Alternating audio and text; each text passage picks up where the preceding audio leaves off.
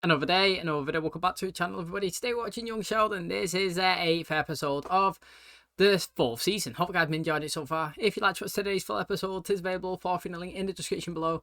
Just clicking it, put a password in, and enjoy. So last episode, Sheldon started his college. His college class wasn't really going well. Dr. Sturgis isn't teaching it anymore. He's got a new teacher.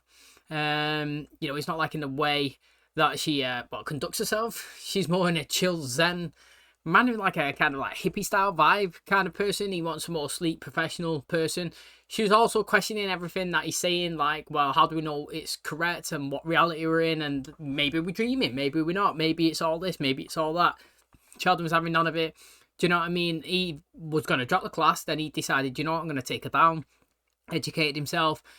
And then, to be honest, we had what feels like anyway our first ever to be continued, where he was in bed saying that he don't actually want to go to class anymore because he's struggling whether to understand what's right in what reality that they're in. You know what I mean? Is he dreaming? Is he awake? Is he not? He's confused. So it's going to be interesting to see obviously what he does, because we ended it with a to be continued. However, somebody who was not having as bad a time as Sheldon was Missy. She started middle school. Seems like it's going well for her. She was loving it. She's popular. She had like Lisa whatever on this side, Lisa M and Lisa B, and she's in the middle. And when they pass it notes, she's getting it. She's all the gossip. Do you know what I mean? Like Billy's mum was really excited. She says she's got no hope for Billy, but she's got hope for Missy. Basically, she was saying that, look, I'm me, you're you, in a conversation with Mary. We just want the girls to win, and hopefully this is Missy's chance. She could be prom queen, and they both of them started getting excited. But it's interesting. Usually we got Sheldon buzzing about school and Missy not really liking it. Now we got Missy buzzing about school and Sheldon not liking it. The tables are kind of flipped. Do you know what I mean? It's going to be exciting to see it.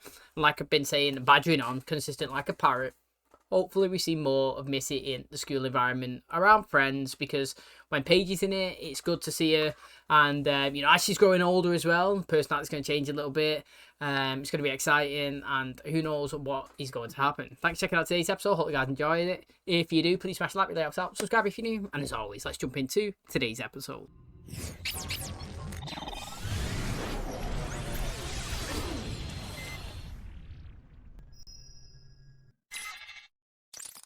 All right, what's the problem here? I don't know what's real. Well, that's a fun thing to think about on the way to school. Get up and get dressed. Maybe I'm already dressed. Maybe I'm wearing a zoot suit and spats. Sheldon, I mean it. I remember when things meant things. All right, I'm gonna count to 3. 1. Believing in numbers, that takes me back. He's like, it's too much for me in the morning. I'll talk to her. Where is your mother? She had to leave for work. What am I supposed to do about your brother? Call me old-fashioned, but I say spank him.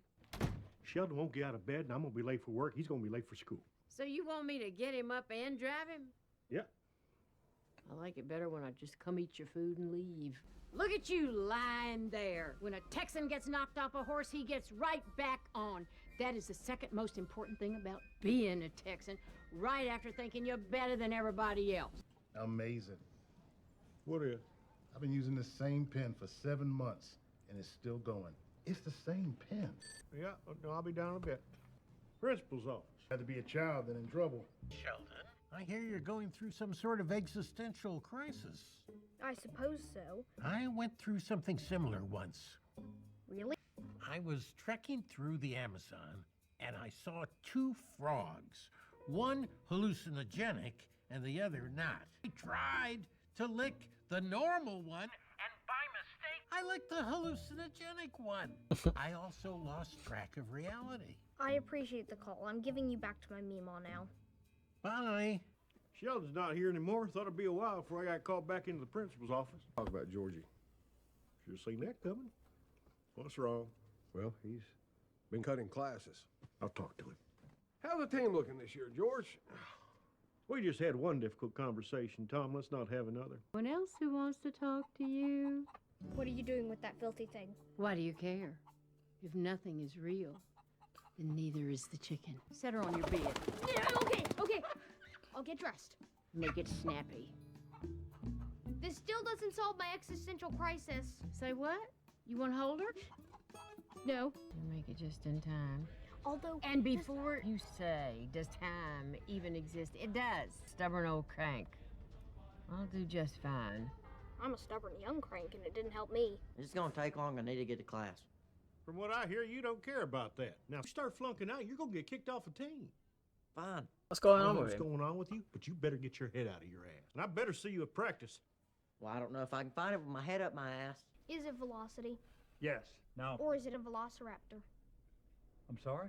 Perhaps lambda equals h divided by m times the velociraptor. Is this from your philosophy class? Or perhaps that Ren and Stumpy I've heard about? Velocity. Hello. It's spreading. He's gonna peck everyone's head with it. I'm Connie Tucker. I'm Sheldon Cooper's grandmother. Did was teach him about epistemology. Whatever it is you're teaching him, it has made him question everything. You, for once in your life, take my side, Wayne. Not my fault you're never right. So you think it's okay he just quit? He doesn't get that much playing time. Are you sure you're a coach?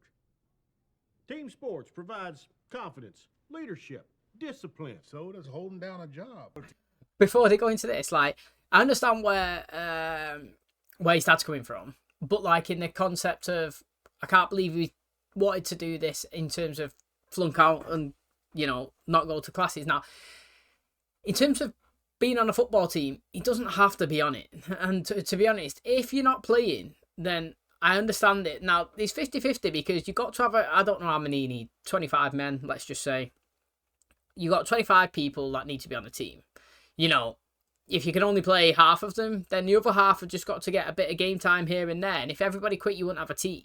Do you know what I mean? Like, however, if he wanted to quit, like an activity that's really, it's just a hobby. That's what it is. You know, yeah, okay, it's great playing it on the school team and that, but like, if you're never playing, then, you know, if he would want to quit that to go and take up a job, and actually, it's not as if like he's going to go and quit and then sit on his ass and do nothing. He wants to, well, he never said he wants to, but he was basically saying, look, I don't care if I'm not on it. And his reason was because if I wasn't on it, I could work and make money. He's actually doing something productive. He's doing something hard working. And, you know, it's pretty commendable that, like, he's got that work ethic in him. Said it multiple times, but, like, many people don't want to do anything. They want to get as many handouts as he can get, don't want to work and just rake in all of the benefits from the government or whatnot. Where Georgie seems to put the effort in and enjoy working and making some money, which is great. However, he shouldn't be flunking out on school and ditching classes. That's the thing that his dad should be concerned about. He should be saying, why are you doing this? Why are you doing that? What's getting into you? If he didn't want to be on the team, he just didn't want to be on the team. I kind of understand that aspect of it.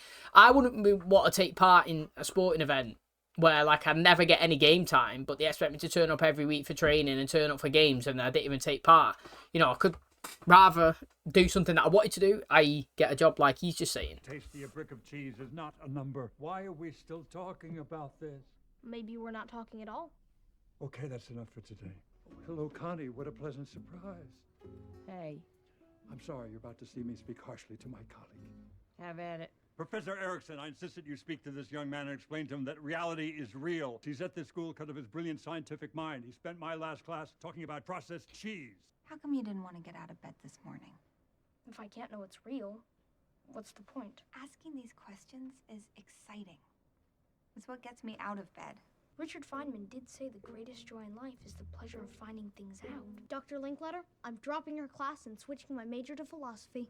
That's not what she was saying. However, the context is key. What's the point? Just going to stay in bed. Oh, what's the point? Let me go and figure it out. It's context. I always say, if you're in a bad mood and you read a text message that you don't like, you're going to read it in the wrong way and be pissed off. Do you know what I mean? However, if you read it in a different kind of emotional state, it means something totally different. Literally, the same words in a different context or expression means totally different things. You could study both. You could be physics philosophy guy. You sound like a logical positivist. That's a branch of philosophy that maintains the best way to philosophize is through science. Dr. Linkletter didn't look too thrilled about you leaving science. He never looks thrilled about anything. I think that's just his face. Weren't you at practice? Can't talk right now, I'm working. Well, you're gonna talk about it. You have your whole life to hold down a job. Hey, I like my job. It's not my problem you hate yours. Do whatever you want. What are you doing? I'm practicing the philosophy of cynicism. Renaissance humanism is finding meaning in the human form through art. Can I move? No. But my butt itches. Scratch it on your own time. Realism is the philosophy that the best way of life is a return to the past. What are you doing? Making my own butter for you. Thanks. What the hell? Egoism is the belief that we should live only by bringing happiness to ourselves. Pretty good. That's actually not that bad. You're not happy at work? I can see if my dad's hiring. How are your sewing skills? Honestly, I don't know if I'm happy anywhere. Well, I asked you all to hang for a drink. I didn't know you were going to be such a bummer. Jeez Louise. You know what, right? Thoughts are actually deep, aren't they? But, like, in reality, like, I will tell you now, like, and hand on heart, I am not depressed. Not depressed. However, like, am I happy in everything that I'm doing? Well, again, a question is, I don't know, because stuff that I do doesn't bother me, but I'm not also ecstatic in everything that I do. Does that make sense? So, like, do I mind doing this? No, I don't mind. Do I mind my job? No, I don't mind it. I don't wake up every day and fuming that I'm going there. You know, I go there. I like the people there. You know, I don't mind what I do and get paid all right. You know, come home, see the missus. You know, walk the dog. Do I mind that? No, I enjoy it as well. But, like, I'm a buzzing and I'm a happy. I'm a so overjoyed. You know what I mean? Like, when I'm playing football, soccer, or like watching United, or I don't know, maybe going on vacation, I'm happy there. Like, it's the different context. You know what I mean? So, like, when I go on vacation and exploring and sitting in the sun or drinking or whatever, it's like, mate, you ask me, are you happy? And oh, mate, I'm loving it, mate. I've got literally nothing to do. I've got a week of chilling. I'm having a great time. I'm so happy. But, like, if you ask me on a day-to-day life, I'm happy. No, I'm all right. If you ask me today, you happy? Well, no, but I'm not sad. You know what I mean? Like, I'm sound. You know what I mean? I'm all right. But if you ask me on holiday, I'd be ecstatic. You know what I mean? I'd be so happy. And that's deep in it, the questions, like you were saying there. Like, he's saying he's not sure he's happy anywhere. I kind of get that. Because he's not depressed either. He's just living. And it's moments. You got to find them things that make everything, like, so good. And I kind of get it. I don't know if I have many of those things in my life at the moment, if I'm being honest. Nothing that, like, proper excites me and makes me dead happy. However, do I enjoy the way I'm living currently and what I'm doing and the people involved in it? Yeah, I am. I do. You know what I mean? I wouldn't change it. Like, I wouldn't make it any worse. You know what I mean? Like, what I do right now, I'm totally content, and I'm going to use the word happy and what I'm doing. It doesn't, you know, upset me at all in any way. Job, people, dog, you know, hobbies. However, context of being happy all the time? Nah, probably not.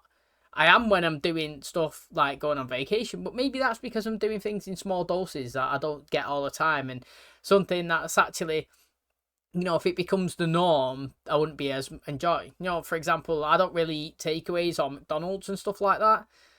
If I had it every day, I'd probably hate it. But if I had it once every 6 months or something, maybe like I do, I really enjoy it. And it's one of those things, you know what I mean? Like, it's in doses. Stuff that makes you happy is great, but if you do it all the time, it don't make it. So, like, you got to find that balance, haven't you?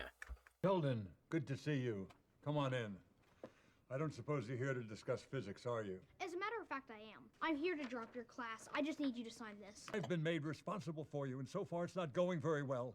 You're admitted to this university for your scientific acumen, and changing majors could have serious repercussions. As Dr. Linkletter prattled on, I couldn't help but notice the beauty of that ephemeral bubble. I wondered if this was the key to the smoothness of matter in the universe. Changing majors would be a huge mistake. But if this is what you really want, Sheldon. What? Here you go. Good luck with philosophy. Oh, I'm back on science now. I have work to do. Maybe take that letter and rip it up just in case it ever gets found and somebody submits it. Do you know what I mean? Like, take that signature, shred it, and make it never happen. But, you know, it's interesting, George, what he was saying. You know, just gone through that whole little segment of, like, me and kind of understanding where he's coming from. But, like, on his deep personal level, you know, it's quite hard. You know, he probably wakes up every day, gets the kids ready, goes to school, comes home, has tea, sees Mary for a bit, goes to bed, rinse and repeat.com. Do you know what I'm saying? And he's probably not, he's not happy with that. But, like, he also, like I was trying to say, is probably doesn't hate it either. But he's just confused right in the middle. Like, and that's where he's kind of conflicting with Georgie, because, you know, he's saying, well, I'm doing this, this, and this. He's probably looking at it from his perspective. I was on a football team. I've done this. I've done that. I'm blah, blah, blah. And then Georgie's like, yeah, but are you happy, though? Do you know what I mean? Like, I love my job. You know, I don't really want to play football. I can't be bothered with it. I don't really play it that much. Like, I'd rather be somewhere that I'm enjoying myself. And, you know, it's got him reflecting on his life and his situations. And it's, you know, going to be interesting to see that going forward, because it is deep in what he was saying. But how do you get out of it? The only way, personally, that you can get out of thoughts and stuff like that is you got to be more active. You got to introduce yourself to new things. You've got to be more outgoing. So, for example, if he's trying to figure out if he's enjoying his life, yeah, add new things in. Go for walks, hiking, fishing, bonding, make new friends, go out, become part of a club, make purposefulness out of stuff. Do you know what I mean? Like, look at Pastor Jeff, for example. Yeah, he's the pastor, but like, his job involves him to be in all different situations and locations and be around different personalities, and he's always there engaging. It's a different environment every day. Like, he's not stagnant, it's not the same, it's not a rinse and repeat. One day could bring a massive crisis, another day could bring nothing. You know what I'm saying? Like, he's got the ups and downs and the rounds and rounds, and it keeps him going and content. And that's the thing.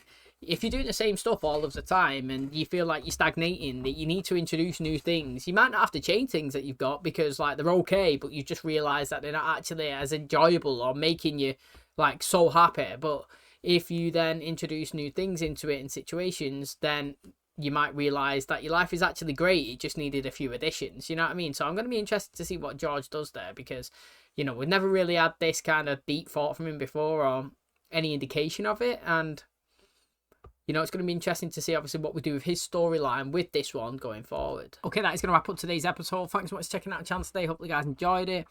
So, I mean, this was like our first ever to be continued, or felt like it anyway. And then we continued it into just a normal episode. I don't think like we needed to be continued. I mean, you know, there's many episodes where I've watched here in this show and I say, oh, I hope in the next one that they're still there, or they're still doing this. And, you know, or then when it finishes, you know, the next episode, you starting fresh back home in Texas. But like, this is the first time they've done a to be continued, and they just carried on with the same storyline from the episode before.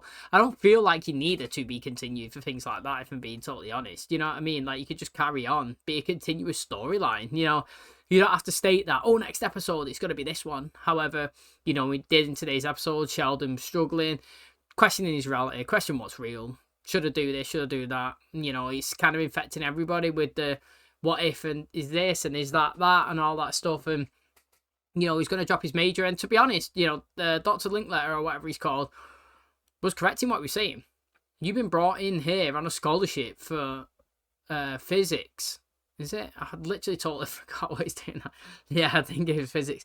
And he's like, mate, somebody changing the major a couple of days into it, or just changing it at all, is not going to be good. You know, the university is not going to be happy. The people that sponsored you are not going to be happy. However, he wanted to do that until, you know, you seen, I guess with scientists, you know, every little situation and thing that they're in, anything can trigger something new. And he was sat there just looking at that bubble floating, not listening to anything that he was saying. And he was thinking, what if this could open to this, and the layers and the strings and all that stuff, like, because we know that he loves his string theory. And then it just brought him back into what he actually wanted to be, his hobby. You know, we've seen it before in the Big Bang Theory in the future, where he leaves that to do dark matter. And although he's enjoying it and he can do it and it's a new field and it's exciting, it's not his hobby. It's not something that, you know, clicks and comes natural towards him. And, you know, you may go through struggles here and there, but you always end up clicking and falling back into something that you enjoy. And that was like him in today's episode. It was an early stage of him in his life, you know, experiencing something like that, wasn't it? He thought that, you know, what's this and what's the point? However, I like the expression of the teacher by when she actually said, it's the context, it's the situation, it's how you say it. They're saying, ugh, what is the point? And just walking around all mopey and stroppy. It's, oh, what's the point of that? Let's go check it out. Let's do some research. Let's find out what the point of this and this is, and like experiment. And that's where their scientific aspect comes from. You know what I mean? Context is key in everything. And like the way she explained it was pretty perfect, to be honest. And hopefully I've done it a bit of justice. Hopefully you guys enjoyed today's episode though. If you did, please smash the like, really helps out. Subscribe if you're new. And as always, I'll catch you in the next one. Cheers, guys.